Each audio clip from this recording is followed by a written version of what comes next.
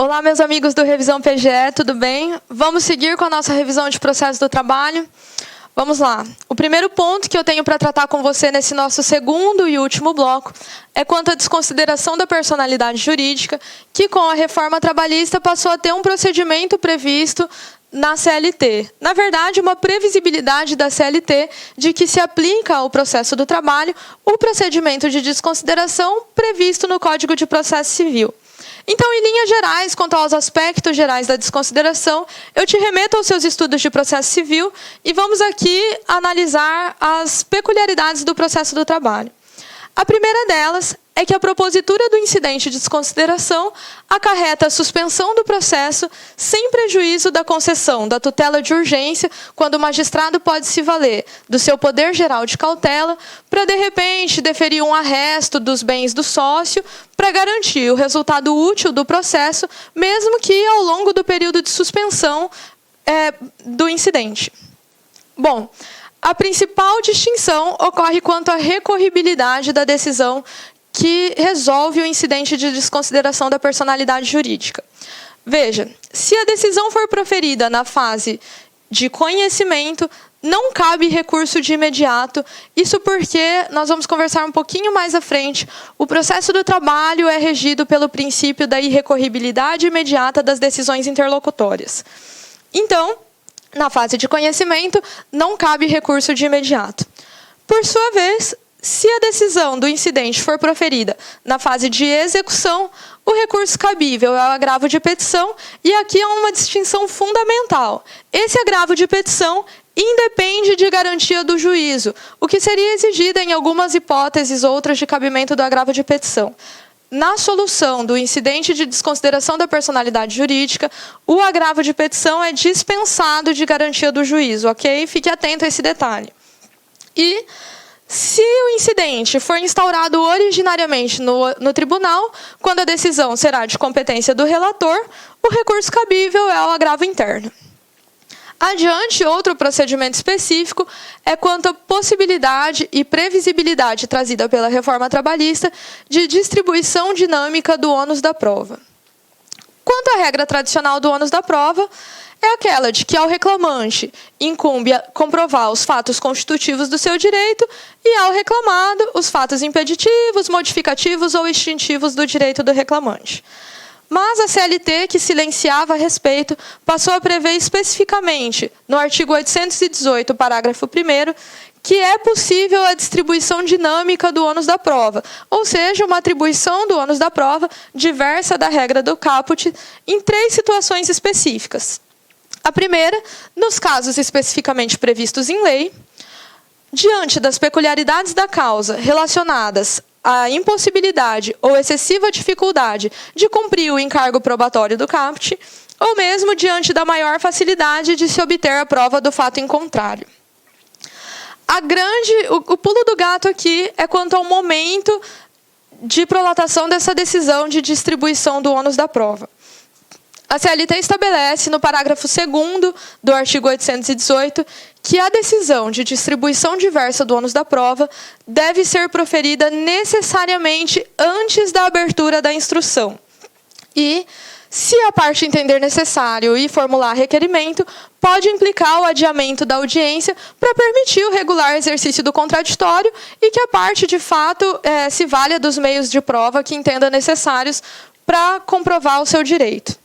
Então, veja, a decisão de distribuição dinâmica do ônus da prova deve ser proferida necessariamente antes da abertura da instrução. Isso significa que essa regra é uma regra de procedimento e não de julgamento. Logo, não cabe a distribuição do ônus da prova na sentença, ok? Bom, e ainda nesse tema, ônus da prova, a distribuição convencional do ônus da prova, que foi bastante celebrada no Código de Processo Civil, não é admitida no processo do trabalho por uma incompatibilidade com os princípios do processo do trabalho. A Instrução Normativa 39 de 2016 do TST é expressa a dizer que não se aplica ao processo do trabalho a possibilidade de distribuição convencional do ônus. Logo, as partes não podem dispor a respeito disso. Vamos adiante ainda no tema provas. A prova testemunhal é um dos assuntos mais cobrados em prova, e quando esse tema aparece, é certeiro que seja cobrado a você o conhecimento da quantidade máxima de testemunhas para cada rito no processo do trabalho. Então vamos lá, olha, não é uma questão muito difícil. Encontre um método mnemônico de ter esses números na sua cabeça. No procedimento ordinário e sumário, o número máximo de testemunhas para cada parte é 3. No rito sumaríssimo, o número máximo são 2 testemunhas e no inquérito para apuração de falta grave, o número máximo por parte de 6 testemunhas. Bom, relembre, por favor, 3, 2 e 6, conforme o rito. A quantidade de testemunhas varia conforme o procedimento que se adote. E há ainda uma peculiaridade quanto à postulação em litisconsórcio. Veja, se as partes estiverem litigando em litisconsórcio ativo, ambas terão conjuntamente direito ao número máximo de testemunhas do rito. Logo, se forem 2 autores no processo do trabalho, os 2 terão direito conjuntamente a 3 testemunhas se o rito for ordinário. Está claro? Por outro lado, se o litisconsórcio for no polo passivo, cada litisconsorte tem direito ao número máximo de testemunha. Isso porque sequer seria razoável que eles tivessem uma restrição ao seu direito do contraditório, tão somente porque o reclamante optou em litigar em conjunto no polo passivo. Então, essa distinção. Do litisconsórcio ativo, todos conjuntamente têm direito ao número máximo de testemunhas do rito. Por sua vez, no polo passivo, havendo litisconsórcio, cada um tem direito ao número máximo de testemunhas. E a segunda questão que pode ser objeto de cobrança na sua prova, quanto à prova testemunhal, é sobre o comparecimento das testemunhas. No processo do trabalho, as testemunhas comparecem em juízo independentemente de intimação. Basta que a parte as convide. Somente vai ser deferida a intimação da testemunha caso, devidamente convidada, ela não comparecer. Mas aqui há ainda uma distinção quanto ao rito sumaríssimo. No rito ordinário, basta que a parte alegue que convidou a sua testemunha e que ela não compareceu para que seja deferida a sua intimação. Por outro lado, no rito sumaríssimo, a parte deve necessariamente comprovar o convite, o que é feito geralmente por carta com aviso de recebimento. Ok? Quanto ao reexame necessário, ele foi previsto no artigo 1º do Decreto-Lei 779 de 69, que é o decreto-lei que regula no processo do trabalho as prerrogativas da Fazenda Pública. Mas esse decreto apenas previu a aplicabilidade do reexame necessário no processo do trabalho, não dispondo quaisquer detalhes acerca de procedimento. Assim, se aplica o artigo 496 do CPC, inclusive quanto aos limites, quanto às exceções do reexame necessário, e eu te transponho aos seus estudos de processo civil para esses aspectos gerais. Especificamente no âmbito do processo do trabalho, nós temos que tratar apenas da vedação a reformácio impégios, logo, há entendimento jurisprudencial de que não é possível ao tribunal, em sede de reexame necessário, agravar a condenação da Fazenda Pública. E o teor da OJ 334 da SDI 1, que estabelece sobre as hipóteses em que não há recurso voluntário da Fazenda Pública, mas apenas o reexame necessário, dizendo que não cabe recurso de revista do ente público se ele não interpôs um recurso ordinário voluntário da sentença, ressalvada a hipótese da sua circunstância, da sua condição ter sido agravada na segunda instância. Então, veja, se o ente público não interpôs recurso voluntário ordinário, apenas houve o reexame necessário, em regra não é possível que ele interponha recurso de revista. Por outro lado, se a sua condenação for agravada em sede de reexame necessário, aí sim faculta-se a possibilidade de interposição de recurso de revista. Ok? Adiante, a tutela provisória, seja ela de urgência ou de evidência, é plenamente compatível com o processo do trabalho e se aplica ao nosso rito processual trabalhista. A distinção aqui fica novamente por conta da recorribilidade da decisão. Veja, se a tutela provisória for concedida na sentença, o recurso cabível é o recurso normal cabível das sentenças, que é o recurso ordinário. Só que no âmbito do processo do trabalho, os recursos não possuem efeito suspensivo automático, os recursos possuem apenas efeito devolutivo. Logo, como provavelmente a questão vai versar sobre urgência ou ainda seja uma tutela provisória de evidência, é possível que a parte postule a atribuição de efeito suspensivo ao seu recurso mediante simples petição. Por sua vez, se a tutela provisória for concedida antes da sentença, essa decisão será irrecorrível de imediato, porque o processo do trabalho também é regido pelo princípio da irrecorribilidade imediata das decisões interlocutórias.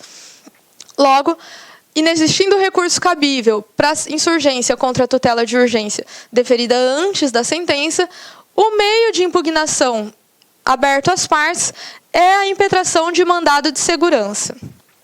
Se o mandado de segurança estiver em curso e no curso do seu rito vier superveniente uma sentença, então o mandado de segurança perde o objeto e a decisão será agora objeto do recurso ordinário. Por fim, se o pedido de antecipação de tutela for feito no tribunal, nos tribunais, a OJ 68 da SDI 2 estabelece que a competência é do relator para a decisão dos pedidos de antecipação de tutela e também lhe impõe o dever de submeter essa decisão ao colegiado, independentemente de pauta, na sessão imediatamente subsequente. Aqui, como se trata de uma decisão do relator, essa decisão é impugnável mediante agravo regimental. Adentrando agora no âmbito da teoria geral dos recursos, há algumas regras gerais do sistema recursal no processo do trabalho, cujo conhecimento lhe permite acertar algumas questões ou, ao menos, eliminar algumas questões incompatíveis. A primeira delas, nós já tratamos brevemente, é sobre a existência de efeito tão somente devolutivo nos recursos no âmbito do processo do trabalho. Isso significa que é admitida a execução provisória até a penhora, ainda que na pendência de recurso, pois os recursos, em regra, não possuem efeito suspensivo. Outra questão bastante simples é quanto à uniformidade dos prazos recursais. A ampla maioria dos recursos no processo do trabalho possui um prazo uniforme de ajuizamento de 8 dias úteis. Grave esse número, 8 dias úteis, porque eventual questão que lhe pergunte sobre outros assuntos, eventualmente só por ter essa informação você já consegue eliminar uma ou duas assertivas. Bom, as exceções ficam por conta dos embargos de declaração, cujo prazo é de 5 dias úteis, ou do recurso extraordinário, que tem o prazo de 15 dias úteis. Adiante, no processo do trabalho, litisconsorte com procuradores distintos, tanto na fase inicial quanto na fase recursal, não possuem prazo em dobro. Fique atento, então, se determinada assertiva tentar lhe induzir a dizer que partes com procuradores distintos possuem prazo em dobro para recorrer. Elas não possuem. Mas, por outro lado, pessoas jurídicas de direito público, por força do Decreto-Lei 779/69, MP e Defensoria, por força do CPC, possuem, sim, prazo recursal em dobro, e isso não é incompatível com o processo do trabalho. Ainda no âmbito da parte geral de recursos, muito se ouviu com a promulgação do novo CPC sobre a extinção do duplo juízo de admissibilidade nos recursos ordinários. Você já deve ter ouvido falar a respeito. Bom, talvez tentem lhe induzir a erro, dizendo que o mesmo ocorreu no processo do trabalho. Não ocorreu. No processo do trabalho, o duplo juízo de admissibilidade dos recursos está mantido nos recursos ordinários e também nos recursos extraordinários, que é, por excelência, o recurso de revista ao TST. Mesmo após o novo CPC. A exceção fica por conta dos embargos de declaração por uma questão bastante lógica. Os embargos de declaração são decididos pela própria autoridade que proferiu a decisão, de modo que há apenas um juízo de admissibilidade. E, para encerrar essa fase inicial dos recursos, essa fase geral, vamos tratar sobre o princípio da irrecorribilidade imediata das decisões interlocutórias, que nós já mencionamos em alguns casos e agora vamos detalhá-lo. No processo do trabalho, a súmula 214 do TST estabelece que as decisões interlocutórias não ensejam recurso de imediato, mas apresenta 3 exceções, cujo conhecimento é indispensável. No final dessa aula, abra teu vademecum, leia essa súmula e se acostume com a redação, porque é uma redação constantemente cobrada em provas. Então, vamos lá. Quando é possível o recurso imediato de decisão interlocutória? Quando a decisão for de TRT, contrária à súmula ou OJ do TST. Quando a decisão for suscetível de impugnação mediante recurso para o mesmo tribunal, por exemplo, é o caso da decisão de um relator que fica sujeito ao agravo interno, é um recurso de imediato, ainda que se trate de uma decisão interlocutória. E, por fim, nas decisões sobre competência, quando de algum modo isso implique na cessação de competência daquele tribunal. Eu vou me explicar melhor, calma. Primeiro ponto. Quando o juiz acolhe uma exceção de incompetência territorial com remessa dos autos para um TRT distinto, essa decisão, em que pese não implique a extinção do processo, que seja uma decisão interlocutória, é recorrível de imediato, porque ela acarreta a cessação de competência daquele tribunal para versar sobre o assunto. Então, não haverá uma possibilidade de impugnar futuramente na decisão final essa decisão interlocutória. A possibilidade é agora, porque os autos serão remetidos para um TRT distinto. Desse modo, é cabível recurso imediato da decisão que acolhe a exceção de incompetência territorial com a remessa dos autos para TRT distinto. A segunda hipótese ocorre quando, em alegações de incompetência absoluta, ocorra a remessa dos autos para a justiça comum. Pela mesma razão, se os autos vão para a justiça comum, se interrompe a competência e atribuição da justiça trabalhista para julgar eventual futuro recurso em decisão final. Desse modo, também, nesse caso, é cabível a interposição de recurso imediato da decisão interlocutória e em decisão de incompetência terminativa do feito. Ok? Não deixe novamente de ler o teor dessa súmula e dos demais dispositivos apontados.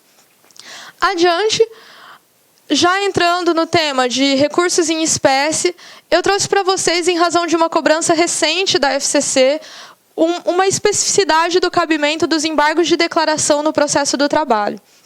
Bom, a CLT prevê aquelas hipóteses tradicionais de cabimento, que são para omissão, obscuridade e contradição da decisão. Mas também traz uma hipótese adicional e específica no processo do trabalho, prevista no artigo 897-A da CLT, que diz também caber embargos de declaração quando houver manifesto equívoco no exame dos pressupostos de admissibilidade do recurso. Veja. Qual foi o teor da cobrança da FCC? Na prova da PGE do Maranhão, é uma prova bastante recente. A questão descrevia uma situação em que foi negado o seguimento ao recurso, pois o relator entendeu que não havia sido efetuado o preparo. E a questão dizia que nos autos estava plenamente comprovado e era facilmente possível identificar a comprovação do recolhimento do preparo. Então, era perguntada qual era o recurso cabível dessa decisão que inadmitiu o recurso por um manifesto equívoco no exame do seu pressuposto extrínseco. E o recurso cabível, a resposta da assertiva, era os embargos de declaração. Em relação ao recurso de revista, é o recurso extraordinário por excelência no âmbito da Justiça do Trabalho, e ele é cabível em casos de violação de lei literal de lei federal ou afronta direta e literal à Constituição Federal, e também em casos de contrariedade de súmula do TST, súmula vinculante do STF e interpretação divergente que um TRT haja dado a outro TRT ou a SDI1 do TST em relação a estes temas: lei federal, lei estadual, convenção ou acordo coletivo, sentença normativa ou regulamento empresarial. Logo, o cabimento tradicional do recurso de revista se refere às hipóteses de divergência jurisprudencial e violação literal de disposição de lei federal ou afronta direta e literal da Constituição Federal.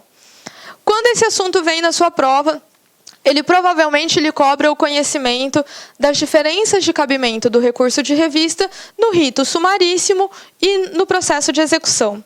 Vamos lá. No rito sumaríssimo, o cabimento do recurso de revista é mais restrito e somente é admitido quando houver contrariedade à súmula do TST, súmula vinculante do STF e violação direta da Constituição Federal.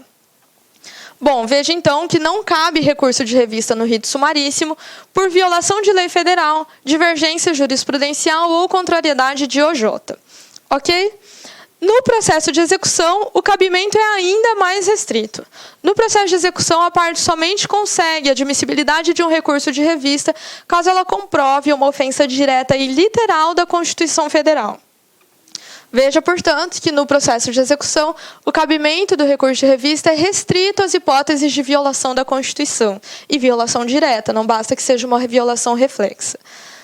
A novidade fica por conta do artigo 896, parágrafo 10º da CLT, que passou a prever, especificamente no processo de execução das execuções fiscais ou em controvérsias que envolvam certidão negativa de débitos trabalhistas, cabe o recurso de revista em hipóteses mais abrangentes: violação de lei federal, divergência jurisprudencial e por ofensa à Constituição Federal.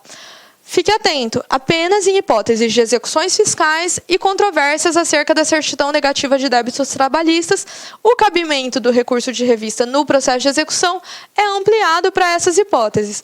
Nos demais, permanece restrito aos casos de ofensa direta e literal da Constituição Federal. Ainda no âmbito do recurso de revista, trata-se de um recurso que tem dois pressupostos específicos de admissibilidade, que são o pré-questionamento, rememore seus estudos do processo civil, e a transcendência, em que as partes devem comprovar que a controvérsia que elas submetem transcende os limites intersubjetivos e possui reflexos gerais de natureza econômica, política, social ou jurídica. A grande questão aqui é quanto à análise da transcendência. A análise da transcendência é de competência exclusiva do TST e feita pelo relator do recurso. Ora, mas então há apenas um juízo de admissibilidade? Não, não é isso que eu estou dizendo. O recurso de revista se submete, sim, a um duplo juízo de admissibilidade, tanto no juízo a quo quanto no juízo ad quem. Entretanto, o juízo a quo não analisa a transcendência. A análise da existência de transcendência é de competência exclusiva do TST. E se o recurso de revista tiver o seu segmento denegado, especificamente por ausência de transcendência, cabe um agravo interno em que vai ser permitida à parte a sustentação oral ao longo de 5 minutos, nos quais ela deverá comprovar não os seus argumentos recursais todos, mas comprovar a existência de transcendência naquele caso. Por fim, se for mantida a inadmissibilidade do recurso por intranscendência, esse acórdão é irrecorrível no âmbito do TST, de modo que somente cabe embargos de declaração e recurso extraordinário. Passamos agora a uma outra fase, que é a fase de liquidação de sentença, um procedimento que se inicia independentemente de provocação das partes. A grande inovação no procedimento de liquidação de sentença veio prevista quanto ao seu contraditório. Nós já vamos chegar ali adiante. Antes, há uma restrição ao objeto na liquidação. A liquidação visa apenas quantificar uma condenação que já está exposta na sentença. Logo, o artigo 879 da CLT estabelece que, em liquidação, não poderá ser modificada ou inovada a sentença, ou mesmo rediscutidas matérias pertinentes à causa principal. Quanto ao contraditório, o artigo 879, parágrafo 2º, passou a prever que, elaborada a conta e tornada líquida, o juízo obrigatoriamente deverá abrir às partes o prazo comum de 8 dias para impugnação. Por que isso é uma novidade? Parece óbvio o exercício do contraditório. É uma novidade porque antes da reforma trabalhista, o juízo tinha faculdade de abrir as partes vista da conta de liquidação nesse momento, ou podia apenas diferir o contraditório para que elas se manifestassem sobre a liquidação em sede de embargos à execução. Atualmente, isso não é uma faculdade. O juiz é obrigado a, após apresentar a conta de liquidação, abrir às partes o prazo comum de 8 dias para impugnação. E essa impugnação deve ser fundamentada, as partes devem indicar os itens e os valores objetos de discordância sob pena de preclusão. O que significa essa preclusão? Significa se aqui a parte não impugnar a conta de liquidação, em posterior embargos à execução, ela não poderá se manifestar sobre esse tema. Ok? Bom, essa decisão que surge da impugnação, homologando ou não a conta de liquidação, é uma decisão irrecorrível de imediato. Apenas quando iniciada a fase de liquidação, se a conta for homologada, as partes podem, após garantia do juízo, no prazo de 5 dias, impugnar a conta em embargos à execução, ou pelo exequente, que são um manejo do executado, ou pelo exequente mediante impugnação da decisão de liquidação. Apenas após o julgamento dos embargos ou impugnações é que caberá o recurso cabível na fase de execução é o agravo de petição. Bom, quanto ao processo de execução em si, ele também foi bastante alterado, especialmente no que se refere à possibilidade de execução de ofício pelo magistrado. Antes da reforma trabalhista, a regra era que o magistrado poderia iniciar a execução de ofício, independentemente de provocação do exequente. Atualmente, essa regra foi alterada pela CLT, que passou a prever no artigo 878 que apenas, caso a parte não esteja representada por advogado constituído nos autos, é que o juiz poderá iniciar de ofício a execução. E também a execução tem um rito bastante próprio no processo do trabalho. Iniciada a execução, o executado é citado para pagamento ou garantia da execução no prazo de 48 horas, sob pena de penhora. Veja que é um rito bastante específico. Citação para pagamento ou garantia da execução no prazo de 48 horas, sob pena de penhora. Em razão de haver um procedimento específico, não se aplica ao processo do trabalho o artigo 523 do CPC, que prevê uma multa pelo descumprimento voluntário da sentença. Aquela multa de 10%, caso a parte intimada para cumprir a obrigação de pagar permanecer inerte. Então, veja, aqui não se aplica pela ausência do primeiro requisito de aplicação subsidiária, sequer a omissão. A CLT estabelece um rito próprio para o processo de execução, não é compatível a aplicação de multa, porque o executado é citado para pagamento ou garantia no prazo de 48 horas e sob pena de penhora. Bom, o meio de defesa do executado na execução são os embargos à execução, que é uma ação autônoma que pode ser ajuizada no prazo de 5 dias e para as partes em geral. Se for para a fazenda pública, no prazo de 30 dias. Olha, é isso mesmo. Não se espante se a questão lhe trouxer uma divergência tão grande de prazo para embargos à execução. Os particulares, em geral, possuem 5 dias para sua apresentação e a fazenda pública possui 30 dias. E esse prazo começa a correr da intimação da penhora que garantiu o juízo. Isso por quê? Porque a apresentação de embargos à execução depende necessariamente de que o juízo esteja garantido. Há apenas uma exceção. O artigo 884, parágrafo 6º da CLT, estabelece que não se exige garantia ou penhora das entidades filantrópicas e ou aqueles que compõem ou compuseram as suas diretorias. Então, veja, a fazenda pública também é dispensada por uma regra específica e, além da fazenda pública, é dispensada de garantia a entidade filantrópica. A sua questão pode tentar te induzir a erro, dizendo que a dispensa de necessidade de garantia se aplica também às entidades beneficentes ou de assistência social. Veja, entidades beneficentes ou de assistência social não são o mesmo que entidades filantrópicas. A CLT expressa apenas dispensar a garantia ou penhora das entidades filantrópicas. Então, não se permita confundir nesse assunto, grave na sua cabeça. Apenas entidades filantrópicas são dispensadas da exigência da garantia ou penhora, e isso não se aplica às entidades beneficentes ou de assistência social.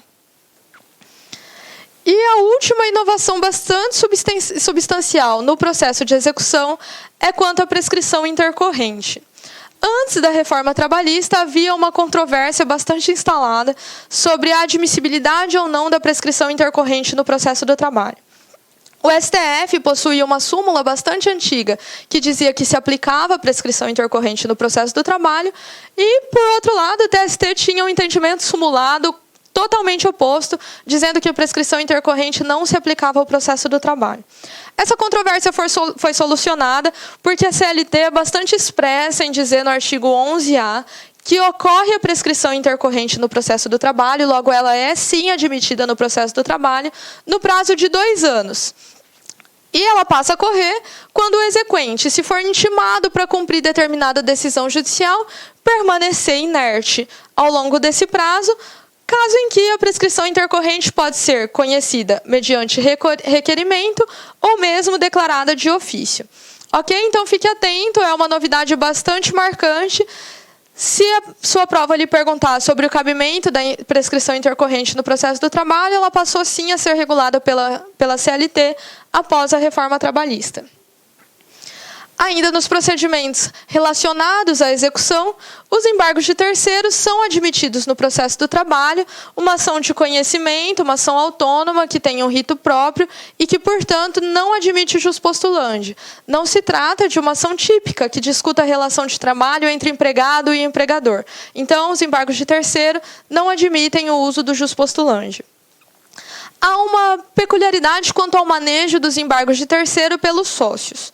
Veja, se houve a desconsideração da personalidade jurídica, os sócios passam a fazer parte do processo, de modo que os embargos de terceiro não são um instrumento adequado para suas insurgências, mas sim um instrumento próprio, como, por exemplo, na fase de execução, os embargos de execução.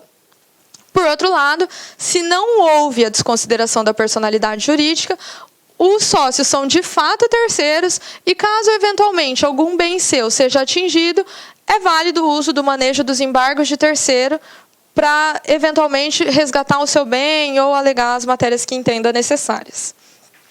Quanto à competência, a competência para a decisão dos embargos de terceiro é do juízo da execução e há apenas uma exceção prevista na súmula 419 do TST, que estabelece a competência do juízo deprecado nos casos em que a execução se faça por carta precatória. Entretanto, se o bem houver sido indicado pelo juízo deprecante ou se a carta tiver sido devolvida, vale a regra geral e a competência é do juízo da execução. Esse é o teor da súmula 419. Na execução por carta precatória, os embargos de terceiros serão oferecidos no juízo deprecado, logo uma exceção à regra de que a competência é do juízo da execução, salvo se indicado pelo juízo deprecante o bem constrito ou se já devolvida a carta. E, por fim, quanto à recorribilidade na decisão dos embargos de terceiro, ela depende da fase em que se processe. Se os embargos de terceiro forem manejados no âmbito de um processo de conhecimento, o recurso cabível é o recurso ordinário. Por outro lado, se forem manejados no curso de um processo de execução, o recurso cabível é o próprio agravo de petição. Adiante, quanto ao dissídio coletivo, ele traz uma característica bastante marcante da Justiça do Trabalho, que é a atribuição de uma função atípica ao magistrado, ao Poder Judiciário, de estabelecer normas gerais e abstratas no âmbito da sentença normativa, que é a sentença que decide o conflito coletivo, podendo estabelecer obrigações para as partes, direitos e obrigações às partes integrantes do dissídio. Aqui, quando esse tema vem cobrado em prova, é provável que lhe pergunte sobre o início da vigência da sentença normativa, o prazo de vigência e a revisibilidade do dissídio. Então, vamos ver esses assuntos ponto a ponto. O início da vigência de uma sentença normativa prolatada em dissídio coletivo depende de se já existia algum instrumento normativo em vigor.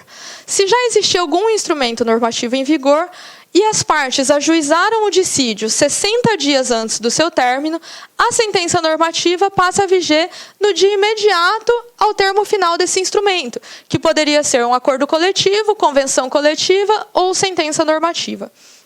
Por outro lado, se as partes não observam esse prazo de 60 dias antes do termo da vigência do instrumento normativo, que já regulava a sua situação, a sentença normativa passa a viger da data da sua publicação.